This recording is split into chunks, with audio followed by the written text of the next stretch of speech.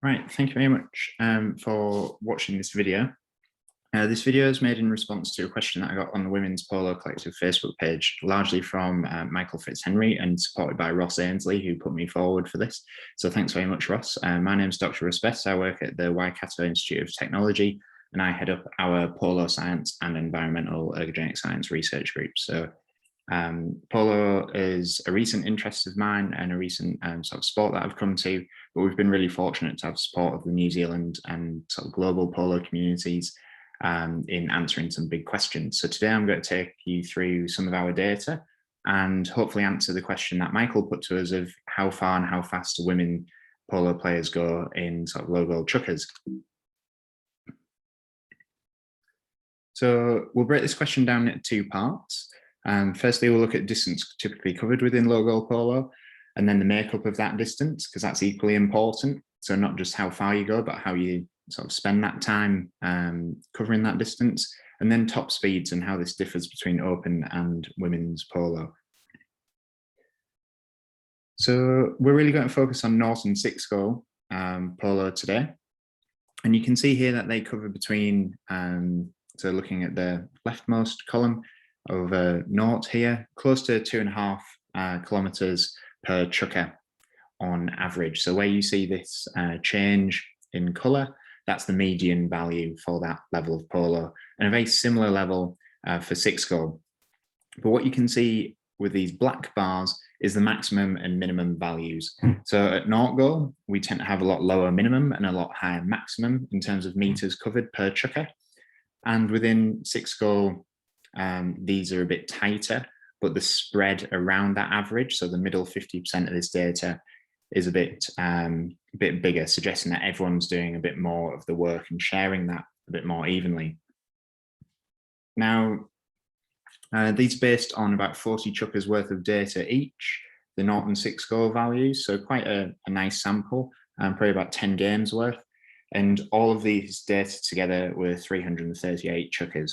Now, what's really interesting, I think, about when we take all this together is that we get an average playing time of a chukka of about 11 minutes. So whilst we'll still perform 7 minutes of actual play, you need to prepare your horse to be on the field for 11 minutes. So that's close to 50% extra that we may be unaware that we were doing. Right, and how's this data spread? So if we look at naught goal and 6 goal, down at the bottom here, you've got these sort of zones, we call them. Not a lot going on at this level in the red zone, which is our super fast zone. So that's sort of really fast canter to a gallop. We're only covering about 50, 60 meters here on average for all our players. So not a lot at all, really. That's sort of one really fast effort. As we step down into the orange, which is more your typical canter type speeds, getting up there to a fast canter as well. That's covering a little bit more within 6 goal than it does at naught goal, but still pretty similar between the levels. And then when we get into yellow, that's pretty much the same. This is sort of a fast trot to canter. So that transition into a canter, that'd be really common in polo when we think about accelerating and decelerating and time on the ball and turning the ball in particular. So a lot of those skills will be performed within this yellow zone and also within that green zone. So this is where we amass the most distance, and this is speeds between 20 and 30 kilometers an hour for both those zones. And then finally, which is quite nice to see, we don't spend too much time at sort of a walk to a trot. So only covering under 500 meters, 400 meters at that type of speed. And then finally, the question that everyone wants to know the answer to, well, how fast do they actually go? What's the maximum speed? And this is from a different analysis where we compared 16 goal open polo, so men and women can play in it. And this was gathered at the New Zealand Open, to 16 goal women's polo, which was gathered at Mystery Creek and perhaps during the International at Cambridge as well.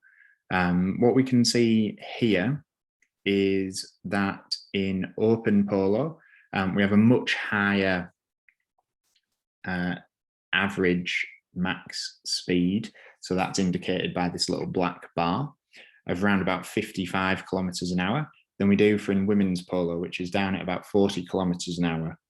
So if we were to put that into context from the previous slide, we're looking at open polo to be well within that zone 5 top speed red zone, whereas for women's polo, we're looking to then be in that sort of orange zone 4 as an average max speed. However, what I think is also really interesting when we take a look at the purple dots is that women's polo has such a large spread of maximum speeds. So you might have someone who's only maxing out on a couple of occasions down here at sort of 11 to 15 kilometers an hour. And even that 15 kilometers, 15 to 20 kilometers an hour is quite a strong grouping down the bottom here. So this might be a minus goal player, someone who's new to polo, someone who's not very confident riding. However, when we get right at the top, we still see values approaching 60 kilometers an hour, although less consistently than male players. We're still up there and we're still reaching these top speeds. So they might be few and far between. We've only got 4 of those data points up here, whereas we've probably got double that, if not sort of close to 10 data points over in the men's side of things. But it's really nice to see that women players can get up there and do get up there so consistently. What we really need to work on perhaps then is the confidence of these riders down the bottom and look to provide them opportunities to be confident riders and to play in a manner that allows them to be faster should they so wish. So the main thing that I'd like to sort of convey today is how do we use this information? Well, this is only an approximate load of what goes on within a chukker. We obviously need to be mindful that horses will probably play multiple times across a tournament, and you might even choose to double them within a game. So whilst we're seeing that value of 2,700 meters per chukker, that for some horses might be close to 5,000 meters, 6,000 meters per day if you double them. And then that could be close to 10 or 12,000 meters worth of work over the course of a tournament. So that suggests that you need to allow them sufficient recovery following that. And also that you maybe need to build them up to these type of exposures. So it might be even with younger horses, you may consider half chukkering them or just playing them at an easier pace in order to build up their tolerance for this type of activity. And that brings on to training more generally. So this 2,700 meters is not a fixed target. It's not something that we should be wearing a GPS watch and going out and aiming for every time we ride the horse. It's something that we should be working around.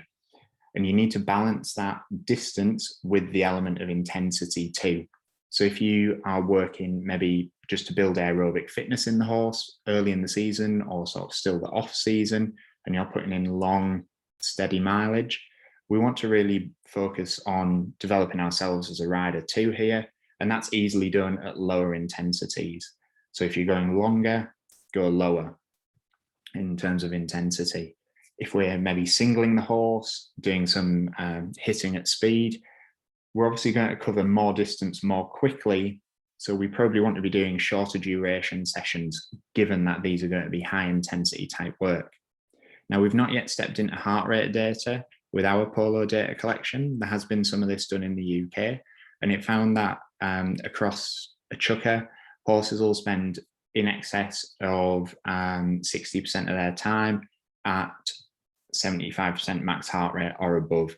So we need to be mindful of conditioning the horse to meet the demands of the chukker, but that can be done through playing your horse, conditioning at a variety of speeds, distances, and intensities. And again, just really emphasizing that this isn't a fixed target that you need to go out and try and hit 2,500 to 3,000 meters per session. It may be that this just happens accidentally and you can still meet the technical demands of the session that you're trying to develop and try to ingrain in the horse, and importantly in yourself as well if you're trying to improve your handicap too.